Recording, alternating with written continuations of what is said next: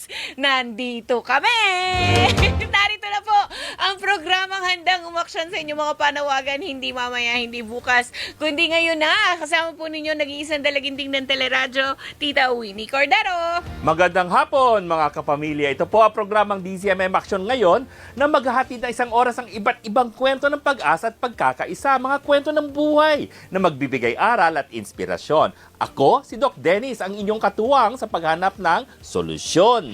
Meron tayong makakausap. Ito po yung I Volunteer PH.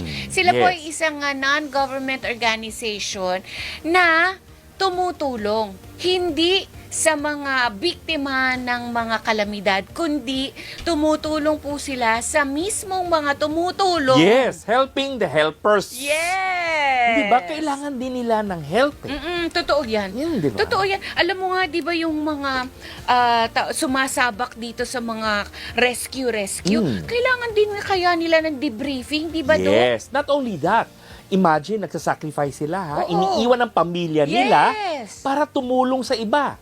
Naku, alam mo nga, naalala ko yung, naalala mo ba yung rescuer sa Bulacan na tinamaan ng gumuhong, tawag doon, malaking bloke ng semento? I think, ng wall, Pader. pader.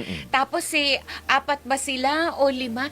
Those were rescuers. Yes. They died attempting to save lives. Di ba, usually nga sa mga drowned victims nga ang sumasalba, ang siyang nalulunod din. Well, usually, unfortunately. Pero yun nga, so kailangan din silang tulungan. That's why this group is really, really very good. Kasi dahil na-realize niya na yung mga tumutulong, kailangan Kailangan din ng ng tulong. Parang ilagay natin sa common setting sa bahay. Di ba si nanay? Oh, yes. Ang mga nanay. Pasensya na po, pati rin naman ang mga tatay. No? Oo. Sila ang nag-aasikaso sa mga lahat ng pangangailangan ng buong pamilya. Budget, home management, Yes, 'di ba? pagluluto. Yes, oo, paglilinis ng bahay, lahat. Pero sino ang nag-aalaga rin naman Yes. sa kanila? At kinukumusta ba natin? Oh, yun. Nandito sa ating Zoom ang Director for Internal and Organization Development ng I Volunteer PH, si J. Rex Hardinero. Hello, J. Rex! Good afternoon, sir. Hello, Tito Winnie. Magandang hapon. Yes. Magandang hapon din sa iyo, Doc Dennis. Magandang hapon sa mga kababayan natin na nakikinig, mga kaserbisyo ninyo na sumusuporta sa inyong programa. Thank you, J. Rex, for joining us today. And happy kami ni Doc Dennis na malaman na merong mga organisasyon na katulad ninyo na hindi lamang sa mga nasalanta ng Tama. kalamidad tumutulong, kundi doon mismo sa tumutulong. Pero ikwento mo naman sa amin ng bahagya, J. Rex, paano naumpisahan ang I Volunteer PH? Si I Volunteer ay itinatag noon pong 2009 sa kalagitnaan po ng Bagyong Ondoy. So ngayong taon ay magdiriwang po kami ng aming ika-17 taon. Ang need po, Congratulations! maraming 17 salamat years po. na. Kung kayo po ay 40th year, kami naman po ay nagjo-journey papunta sa 20th year po namin by 2029. Pero ngayong taon, kami po, katulad ng binanggit ko, ay magdiriwang na aming ika-17 taon. Nagsimula po ang I Volunteer bilang isang platform for volunteerism dahil po nung panahon ng Ondoy, may mga gustong tumulong pero hindi po nila alam kung papaano. So yung founders po namin, naisip na baka pwedeng gumawa ng isang simpleng paraan para yung mga naghahanap ng volunteer opportunities, meron silang mapuntahan na isang website, isang portal, kung saan pwede silang mag-sign up. Tapos sa pamamagitan nun, pwede silang mabigyan ng opportunities to volunteer. And then it has evolved through the years from being a simple platform. It has become a big movement. In fact, kami po yung pinakamalaking volunteer-driven organization sa Pilipinas. Wow. At patuloy po namin pinapalawak yung serbisyo po namin. Katulad ng sinabi po ninyo, tinutulungan namin hindi lang yung mga nasalanta ng mga kalamidad sa iba't ibang bahagi ng Pilipinas, kundi mas pinapalakas din po namin sa pamamagitan ng capability building programs, ng aming volunteer education, volunteer development programs. Mas pinapalakas po namin yung partner organizations po namin. Meron kaming NGO partners. Tapos dahil nire-recognize po namin yung need din ng mga professional naman po na merong mga trabaho, nagtatrabaho sa mga korporasyon, we also partner with corporate institutions na naghahanap naman po ng mga pwedeng employee volunteerism opportunity para sa kanilang mga empleyado. So, pinagsasama po namin yon, yung community relations team po namin, tsaka yung corporate relations team po namin sa pagbuo ng mga iba-ibang paraan para po whether you are an individual volunteer or an employee of another organization, sa pamamagitan po ng mga programa namin, pwede kang tumulong doon po sa mga nangangailangan. Kaya po iba-iba rin yung causes ng NGO partners po namin. At maha-highlight po yun dito po sa gagawin po namin na Go Volunteer Expo sa last weekend ng July, July 25 to 26. Yun naman po yung biggest volunteer expo sa Pilipinas. Expo? Anong meron doon, J-Rex? Anong Ayan. feature nyo? Sige po, ang mas popular po ay merong mga job fair.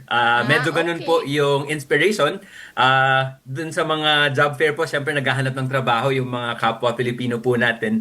Dito naman sa biggest volunteer expo in the Philippines, ito na po yung ika-4 namin na pagkakataon na gagawin po yung Go Volunteer Expo. Meron po kaming exhibits. Meron pong NGO partners po kami na magtatayo ng kanilang booth. And then yung mga Pilipino po na papasyal doon sa GoVol Expo, pwede po silang mag-sign up right away kung ano yung mga cause, ano yung advocacies na malapit po sa kanilang puso, align sa kanilang skill sets, align sa kanilang values, and then pwede po silang maghanap ano yung schedule na open sa kanila and then ano yung swak po na volunteer opportunity. Maliban po doon sa pag-sign up, they can also participate in the workshops na gagawin po namin buong weekend po ng July 25 and 26. And kung yun po ay kulang pa, meron din po kaming mga community performances na pwedeng abangan ng mga kapwa natin Pilipino na dadalaw at pupunta po sa Go Volunteer Expo. Meron din pong highlight pa yung 2 araw na yon. Magkakaroon kami ng, ang tawag po namin parang plenary or main stage talks kung saan nag-imbita po kami ng mga kilala at mga matatagal na pong mga volunteer leader na pwedeng magbahagi ng kanilang kwento at lalong i-inspire yung mga Pilipino po na darating doon sa Go Volunteer Expo. Parang J-Rex, parang nanghihikayat kayo ng ibang mga tao na maging volunteers din para sa mga pagkakataong kinakailangan, ganon? Yes, tama po. So, Tita Winnie and Doc Dennis, kumbaga po, pumasyal ka sa mall, pumunta ka ng SM North, yun po yung partner namin at venue po nitong Go Volunteer Expo 2026.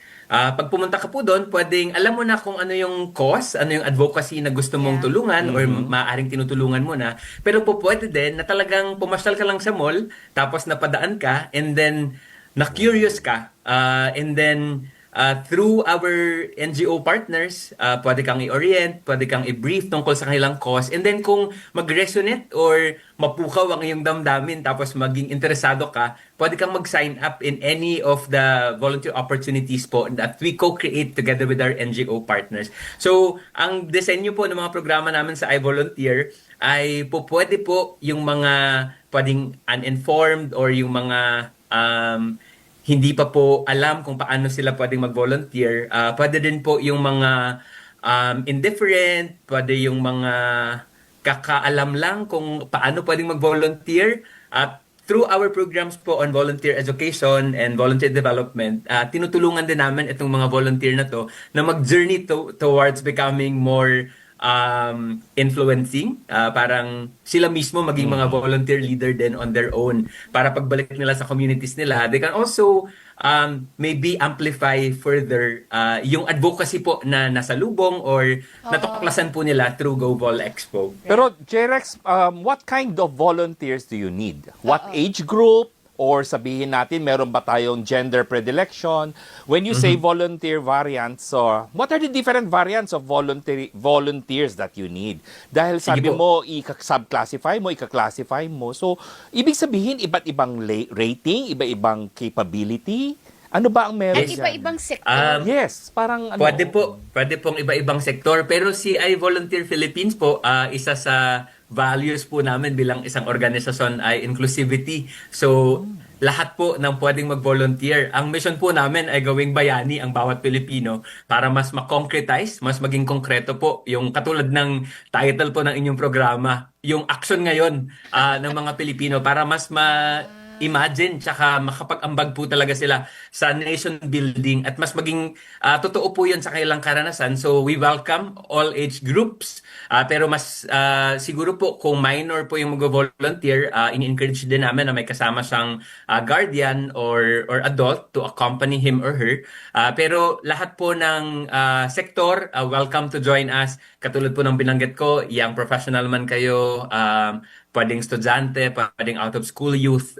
May mga cause po na pwede yung salihan. Pwede pong sumali kayo sa isang literacy advocacy, pwede pong feeding the hungry or the street children. Pwede din pong mag-volunteer dun sa organizations po na under naman sa conservation or may ginagawa for the planet. Pwede rin po na yung organizations naman who are championing prosperity. Or yung mga organisasyon naman na ang gusto po ay i-increase yung partnerships. So iba-iba pong cause, kasama lahat, kasya po lahat. At pwede pong sumali lahat doon sa Go Volunteer Expo. So very wide range, no? Oo, well-rounded. Yes. Kumbaga, parang pag nagpunta ako ng Go Volunteer Yes. Expo, paglabas ko nito, pwede akong isabak sa kahit saan. Yes. Makikita mo- Kailangan nyo ng pagkain, marunong magluto. Kailangan nyo ng Yes. taga-aliw sa mga bata. O Yes. sige, pwede Ganun tayo. na nga. Pwede rin Meron po. siyang physical, meron siyang mental, Oo. meron siyang emotional support na Oo, ibinibigay. oo. So kung kailan or kung saan ka, magaling. Totoo. Yes. Matanong ko Kung lang, saan po yung malapit sa puso mo, pwede din po yun. J-Rex, meron bang pagkakataon, kasi yung konteksto ng aming talakayan ni Doc Dennis is sa introduction, yung after the event, after Parang sabi the- mo nga kanina, Tito Winnie, pa something sort of debriefing. Oo, meron din ba kayong ganun? Kasi syempre, minsan you can, Trauma? trauma, emotional, stress. Yung nabigla. Kasi Oo. like, halimbawa ako sa emergency room, maski na sabihin mong medyo ilang taon na ako, ilang dekada na akong doktor, may mga kaso na nakakabigla pa rin. Right. At parang din sa akin, nung unang saba ko dito sa public service, Oo. may mga kwento na hanggang sa pagtulog ko, dala-dala ko. Na umiikot, ano? Oo, Paulit-ulit, oo. ano? May ganun ba kayong aspeto sa I Volunteer PH? Magandang tanong po. Tita Winnie and Doc Dennis, lahat po ng volunteer opportunities na ginagawa po namin in partnership with our corporate man yan or community partner or NGO partner, meron po palaging debriefing together with our participants and nung community po na pinuntahan namin para po mag-grounding lang po kami nung naging Yun. experience, nung naging Yes. karanasan, pinaprocess po namin ano yung actual na experience po ng volunteers namin and then narinig din nila ano yung posibleng naranasan ng mga kasama po nila na nag-volunteer. That's one layer po of ensuring na align po yung mga volunteer namin na nag-sign up for a particular volunteer opportunity. Yung isa pa pong layer nun ay si I Volunteer Philippines bilang isang organisasyon. Sinisiguro din po namin yung volunteer wellness and well-being. So may mga programa po kami that covers the different aspects of our lives. Kasi kami po ay volunteers, are volunteer leaders, pero kami po ay human beings din. Of So may course. mga programa po kami dyan on physical wellness, merong mental and emotional support din po kami na binibigay sa isa't isa bilang mga volunteer. So importante po yun para sa amin kasi pag nag-uusap-usap din po kami bilang volunteer leaders ng I Volunteer, sinasabi po namin palagi na hindi tayo pwedeng maubos, hindi natin pwedeng antayin na maubos tayo saka tayo mag-refill ng Tama. tangke natin. Totoo. So dapat constant din po yung practice na yun of refilling our tanks para mas marami tayong may alay sa Pilipinas. Very good. Ilan ang membership natin, sir, sa I Volunteer?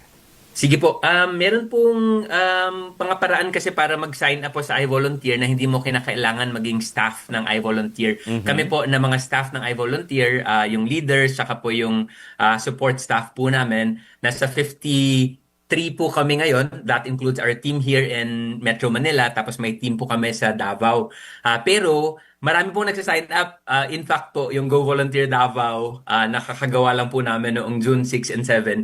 13,000 Filipinos po yung nag-sign up, nag-attend, Wow! nagpakita. Doon po sa edition po na yon ng Go Volunteer Expo. marami. Kaya po inspired kami to actually continue doing yung Go Volunteer Expo kasi yung last na run po namin nitong biggest expo na ito sa Pilipinas noong 2023, around 22,000 Filipinos din po yung nag-sign up or pumunta or nakibahagi po doon sa expo. Kaya po ganado kami.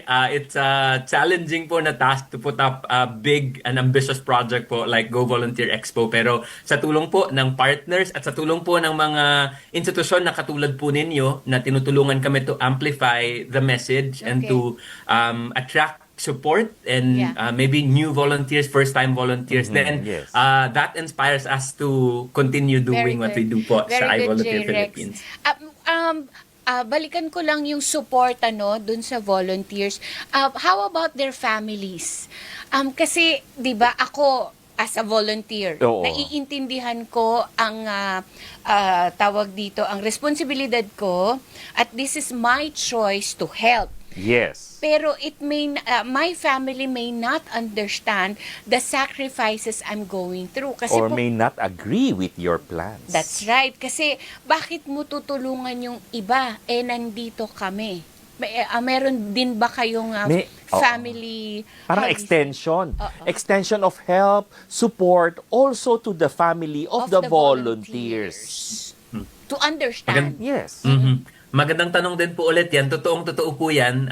May mga member po kami sa iVolunteer na isa po yan sa mga dahilan kung bakit po sila nagvo-volunteer or bakit po iniimbitahan din nila yung kanilang mga pamilya kapag mayroong mga volunteer opportunity sa lugar po nila. Kasi may mga pamilya po na hindi naman likas sa kanila yung pagvo-volunteer. Pero marami po sa amin na staff sa iVolunteer ay natutunan naman, katulad po ako personally, natutunan ko po sa bahay yung pagvo-volunteer, yung charity begins at home. Sa murang edad ko po, nung ako'y bata pa, nakita ko po talaga sa tahanan po namin yun. Kaya habang lumalaki, yun po yung naging practice. Hinahanap po siya ng katawan ko at saka ng puso ko. So ang ginagawa po namin para doon sa mga iVolunteer na staff na kailangan ng conversations po about how to win the support of their family, how to make their family understand. Nagbibigay po kami ng mga konkretong halimbawa kung paano namin pwedeng maaya yung kanilang pamilya na sumuporta sa mga pagkakataon po na merong opportunity for volunteerism sa kanilang area. For example po, nung Go Volunteer Davao, noong nakaraang buwan, yung mga kapamilya po ng volunteers po namin na nakabase sa Davao, in-invite din po nila to actually participate and to join yung volunteer opportunity po na yon. Meron din pong mga pamilya that we can classify po as siguro po nasa indifferent sila na side Yes. pa of the volunteer evolution. So ang isa pong pwedeng gawin dyan, in fact si iVolunteer, meron po kaming flagship program na ang tawag ay Start Your Adventure. So pwedeng yung mga kapamilya pong ganun, pwede silang pasalihin doon. It's an hour to 2 hour po na conversation where they will understand ano ba yung mga inspirasyon, ano ba yung mga dahilan, bakit yung mga tao ay kahit na may full-time job ay nagbo-volunteer or gustong tumulong sa kapwa. Very good. May So, isa pa pong layer yan. Tita Winnie, isara ko lang po yung pagtulong sa mga pamilya. Okay. Yung mga nangailangan din po namin na volunteer, kunyari nagkaroon ng sakuna sa kanilang lugar, immediately po yung leaders po namin would activate yung parang call for support din doon sa mga location po na yun para malaman namin kung okay po ba yung pamilya ng aming mga volunteer na nandun sa isang apektadong lugar katulad nung pinaka-recent po yung lindol sa katimugang bahagi po ng Yes. Pilipinas. So well-rounded talaga ang kanilang Kapamilya approach. yes. Di ba? Kapamilya po talaga. Buong Kapamilya pamilya po approach. Kasi sa kasali. medicine Yes, naman, tama we po. call it the team approach. So ito, Tama sila po. J-Rex involves the whole family, even though sabihin Tama po. natin isa lang ang volunteer from the family at sinasama niya buong pamilya. Very good. Okay, J-Rex, Tama po. invite them again sa inyong up-and-coming Go Vol Volunteer. Expo. Go Volunteer Expo. Yeah. Oo. Sige po, maraming salamat po ulit Tita Winnie and Doc Denny sa pagbibigay sa amin ng pagkakataon na palakasin po yung boses at saka yung panawagan ng iVolunteer Philippines na bawat Pilipino ay maging bayani sa pamamagitan ng mga simpleng bagay na pwede nating iambag, pwedeng gawing konkreto ang ambag natin sa nation building. So inaanyayahan po namin kayo na samahan kami sa I Volunteer Philippines kasama ang aming mga NGO partners na ipagdiwang ang United Nations International Year of Volunteers for Sustainable Development. Kung naghahanap kayo ng causes, ng advocacy, ng adventure, whether para sa advocacy for people, advocacy for the planet, advocacy for prosperity, or advocacy for partnerships, ang Go Volunteer Expo ay mangyayari ulit after 2 years. This time, mangyayari siya sa SM North Annex sa activity area. Magkita-kita tayo doon sa July 25 to 26. So mararanasan nyo doon yung adventures of a volunteer, kung ano man yung cause na gusto ninyong suportahan on the weekend na nandun kayo or even beyond right after Go Volunteer Expo. So Alright. magkita-kita tayo. Tapos kung gusto niyo mas ma-excite, i-follow nyo ang aming social media accounts, I Volunteer Philippines sa Facebook. Meron kaming Instagram, YouTube, at saka meron ding TikTok. So pwede kayong makibahagi sa aming paglalakbay as we head towards the biggest Go Volunteer Expo, the biggest expo in the Philippines for volunteers like us. Okay, thank you, J-Rex. Maraming salamat. Thank you! Yan Salamat po, Tita Winnie at Doc Dennis. Salamat po. Hope to see you also there po. Maraming salamat. Hopefully. Sige. Yan po si J-Rex Hardinero, ang Executive Director for Internal Affairs and Organization Development ng I Volunteer PH. Be a volunteer, help save lives. Oh, may ganun. Oo naman.